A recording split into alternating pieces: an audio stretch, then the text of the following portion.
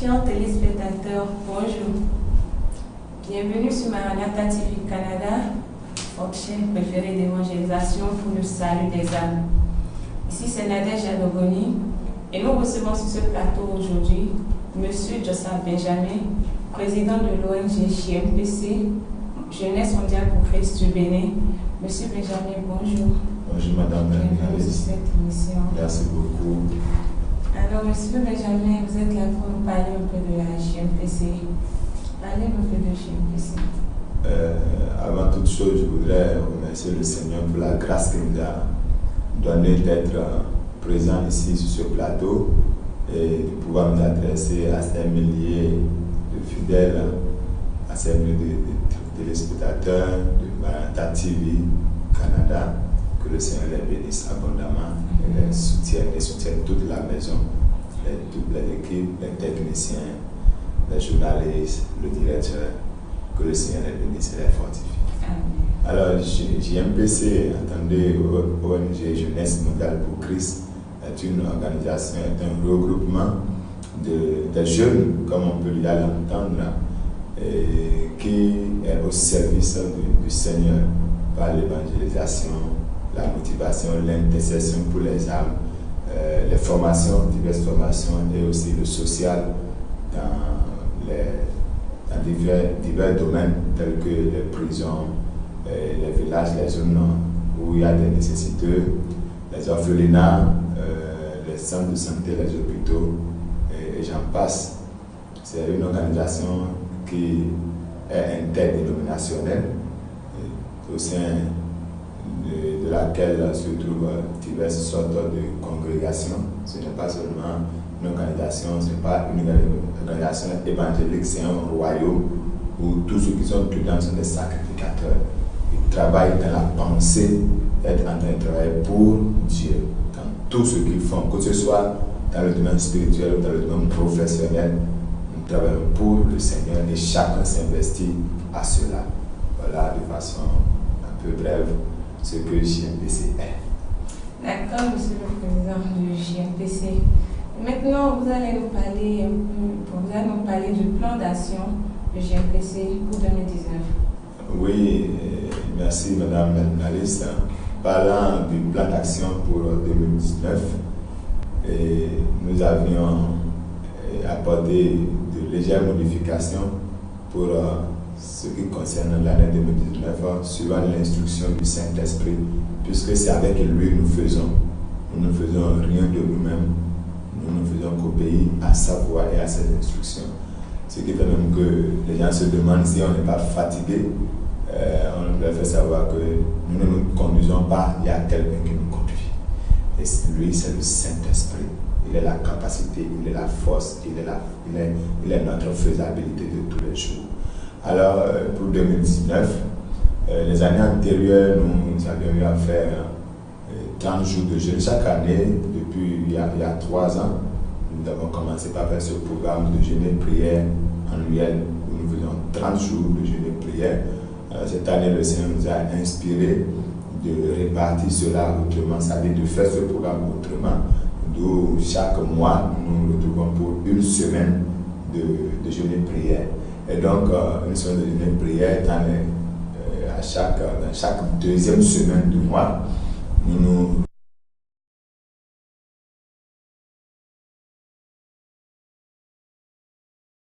groupons, nous nous consacrons, nous nous voyons pour rester dans l'intimité avec le Père, et que ce soit ici à Cotonou ou ailleurs où il y a les membres, nous restons tous dans la même communion pour aller vers le Père, rester à ses pieds, l'écouter, qu'il nous instruise, qu'il nous donne de nouvelles directions pour le mois et aussi pour le compte de l'année. Après ce programme de prière mensuel, nous avons l'autre chose qui est le programme d'évangélisation. L'évangélisation porte à porte, l'évangélisation dans les quartiers qui va démarrer. C'est vrai qu'on évangélise déjà de manière individuelle et aussi par les sorties. Récemment, nous étions à la plage le 5 dernier, nous étions à la période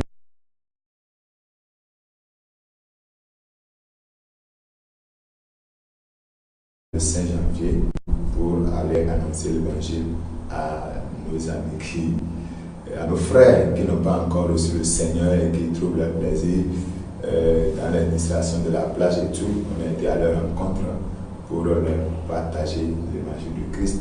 Voilà, au-delà de ça, déjà à partir du mois d'avril, pendant le coin de Pâques, nous démarrons un programme d'évangélisation quartier par quartier. Ça veut dire que chaque quartier nous recevra par la grâce de Dieu en ce qui concerne l'évangile. Et après ce programme, comme plan d'action, nous avons le camp annuel qui regroupe tous les chrétiens ayant ou voulant participer à ce programme.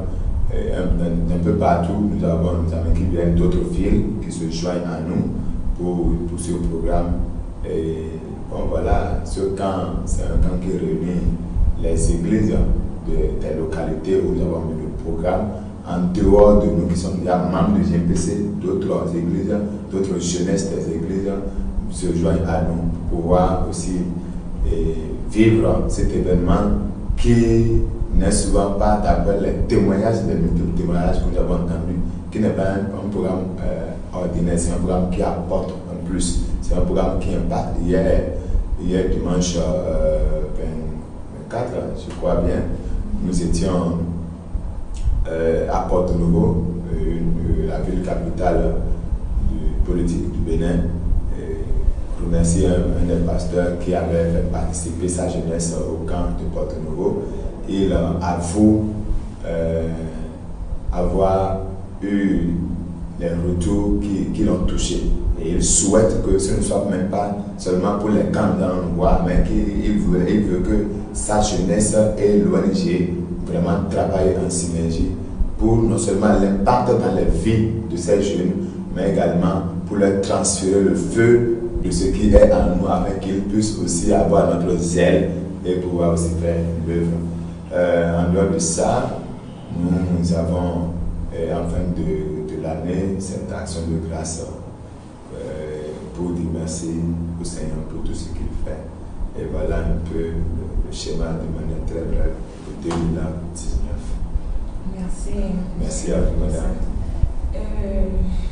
Monsieur Benjamin, est-ce que vous avez des sources de financement du GMPC? Parlant de sources de financement, je tiens, c'est un point très capital qui me tient à cœur. Et l'ONG GMPC étant composé de la plupart des jeunes étudiants, élèves, apprentis dans le monde artisanal, tout ça, et n'a de financement que du ciel. Et nous bénissons le Seigneur pour sa providence. Providence parce que chacun, Dieu nous a confirmé qu'il envoie toujours de quoi faire l'œuvre. Mais cela passe par le compte des gens, cela passe par des mains de ceux qui nous regardent. Les comptes bancaires sont remplis parce que nous devons aller faire l'œuvre. Et je n'aimerais pas que nous commettions cette erreur que le riche a commise vis-à-vis de Lazare. Non. Tout à l'heure, je disais que nous faisons le social. Les techniciens nous aideront à voir quelques images et les gens vont comprendre. Nous allons dans les hôpitaux, nous allons dans les centres, je dirais, dans les prisons, dans les orphelinats, dans les écoles où les gens manquent des élèves, les écoliers manquent de quoi écrire même. Je veux pas de stylo, manque de quoi écrire même. Et ça attriste le cœur. Et donc dans tout ça, nous crions à Dieu, mais Dieu nous fait comprendre que les ressources sont déjà disponibles. Il suffit juste, si le ciel a déjà pourvu, c'est que celui dans la main ou celui dont le compte détient ce trésor doit pouvoir l'envoyer. Et donc, notre source de financement, c'est le ciel, mais qui a déjà pourvu à des comptes qui doivent normalement nous alimenter pour que nous puissions faire davantage l'œuvre. Et là, je profite pour m'adresser à tous ceux qui me regardent. C'est vrai, nous sommes au Bénin. Aujourd'hui, le monde est tellement raccourci où nous pouvons nous soutenir, nous pouvons nous aider. Je ne demande pas à ce que les gens me soutiennent, moi, je ne savais jamais. Et ils ne peuvent pas non plus, comme on appelle, soutenir l'œuvre de Dieu. Ils ne peuvent que contribuer. Donc, je voudrais que chacun contribue à cette vision qui sort des gens de la mendicité, qui sort des gens de leur état de nécessité, ce qui les apporte quand même pour certains un instant de bonheur, pour certains qui changent carrément leur vie. Et je voudrais que chacun de nous, de nos téléspectateurs qui nous regardent, qui nous suivent un peu partout dans le monde, que chacun puisse s'engager à pouvoir contribuer à cette œuvre. C'est une grande œuvre parce que, comme le dit l'une des mémés de l'ONG, l'évangile, elle est gratuite, mais l'évangélisation n'est pas gratuite. L'évangélisation mérite des sources de financement pour être prêt. Et dans tout ce que nous faisons, c'est l'évangélisation qui est au centre. C'est le salut des âmes qui est au centre. Nous ne faisons rien qui est pour autre vision que le salut des âmes. Non. Et donc, elle a l'habitude de dire que le moyen de déplacement de l'évangile, c'est l'argent. C'est l'argent. Et donc, je voudrais profiter de cette occasion pour dire que nous espérons de toutes parts le soutien des hommes, des femmes, de ceux-là qui ont à cœur l'œuvre de Dieu, des gens qui sentent ou qui voient qu'ils peuvent passer, donner un coup de main à quelqu'un pour le relever de sa situation. La Bible dit que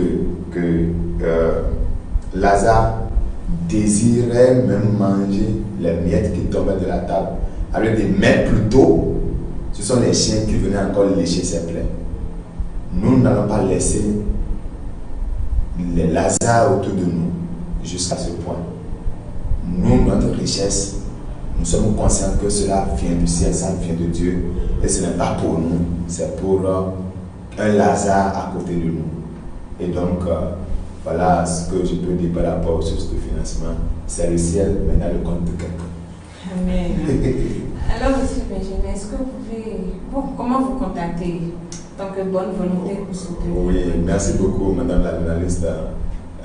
Pour nous contacter, c'est très simple. Il y a dit maintenant que le monde est déjà raccourci. Où tu es au Canada, par exemple, tu me suis. Je suis à tes côtés tout de suite.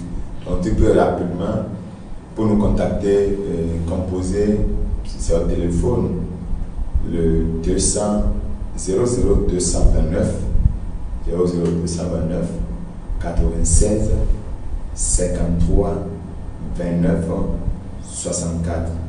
Je répète, le 00229 96 53 29 64.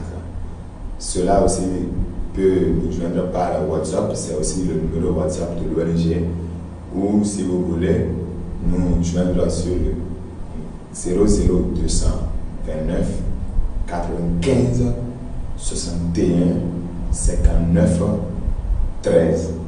00229 95 61 59 13. Tous ces numéros que nous donnons sont joignables, soit pour en direct avec moi-même ou soit avec le secrétariat.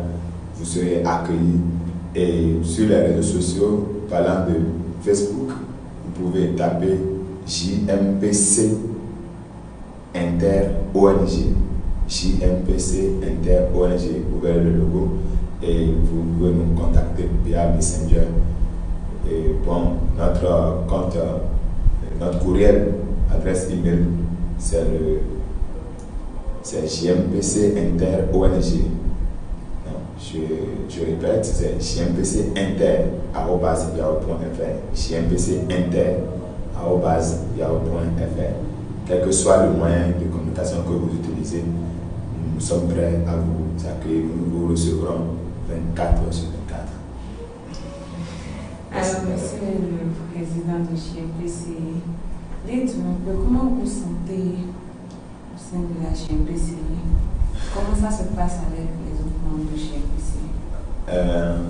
C'est jamais vu. Même je vis une atmosphère que je ne vis même pas dans l'église avec les membres de ChienPCI.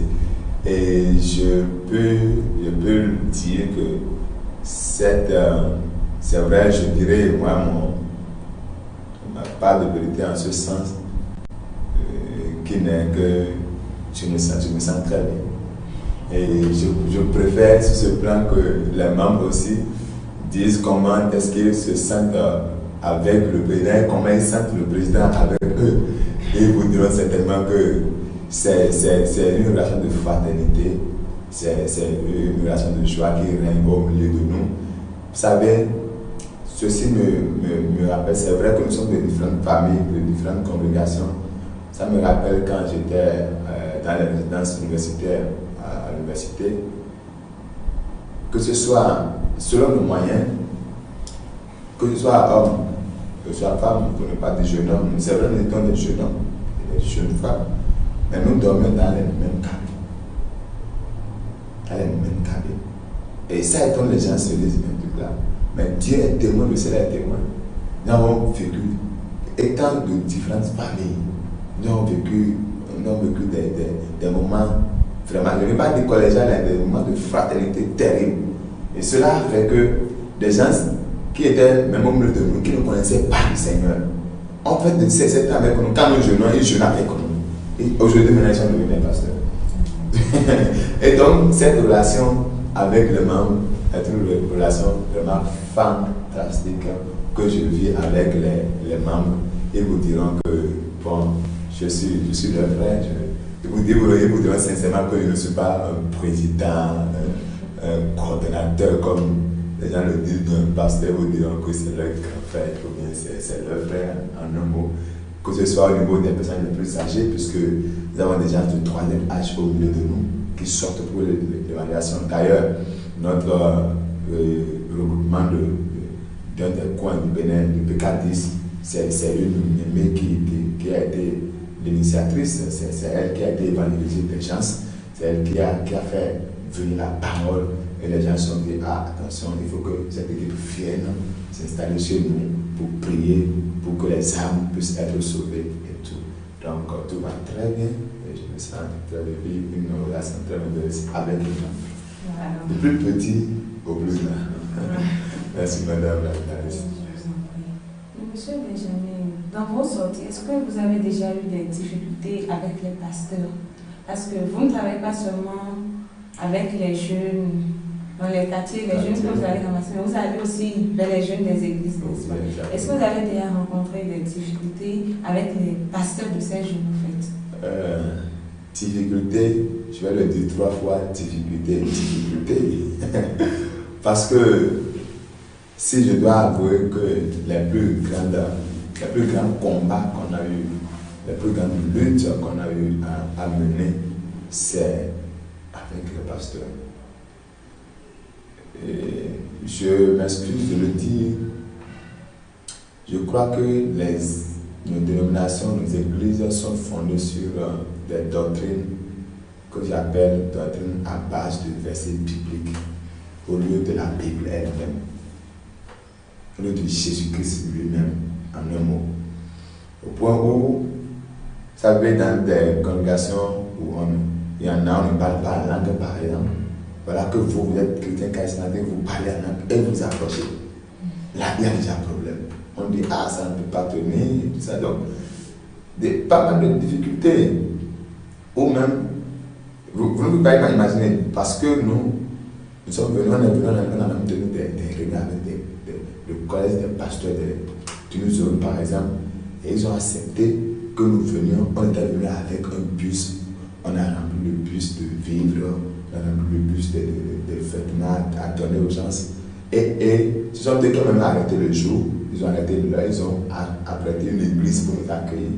Nous venons et aucun de ces pasteurs ne vient. Aucun de ces pasteurs. Il n'y a que le pasteur résident, celui dont l'église a été choisi pour nous accueillir. Il n'y avait que lui et je crois quelques 2-3 autres pasteurs sur plus d'une vingtaine, près d'une trentaine de pasteurs qu'on avait eu le jour-là. Et donc, c'est à quoi, en tout cas, l'effectif auquel on s'attendait depuis Cotonou pour nous apprêter pour aller dans le village, on y va là-bas. Vraiment, c'était désolant. Donc, après l'événement, je me suis rapproché des frères de la localité. Et c'est là que j'ai eu la réponse qu'il fallait avoir avant l'événement. J'ai compris que c'est parce que d'autres personnes parlent la langue, d'autres personnes ne parlent pas la langue. Une personne se voit la tête et les femmes voient la tête. Une personne laisse les femmes tête non voilée et tout ça. Bon, pour moi, pour ne pas à vrai dire, le problème ne se pose pas à ce niveau au sein du GMPC. Nous, notre objectif, c'est de faire ce que Dieu nous a demandé. Quitte aux églises d'être religieux, d'un côté, d'être charismatique, d'un côté, ça ne nous regarde pas. Et donc, cette difficulté que je vais juste énumérer quelques points, même à Cotonou ici, il y en a même qui refusent à leurs membres, à leur jeunesse d'être avec nous. Il y a certains jeunes qui ont dit, moi, mon pasteur m'en a refusé, mais ce que moi je vois ici, je ne peux pas lâcher moi, donc il refuse, il accepte, moi je vais faire partie du GMPC. Et j'en ai entendu. C'est vrai que je n'ai pas intervenu parce que je me suis dit, on pas prier le Seigneur, Saint-Esprit, de donner la direction qu'il faut à chacun.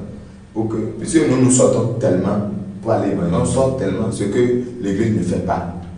Ce que l'Église ne fait pas. Donc je ne sais pas ce sur quoi elle se base pour vraiment nous contrecarrer, mais je sais que le Seigneur est à l'œuvre et aujourd'hui il y a plus de laisser aller qu'avant.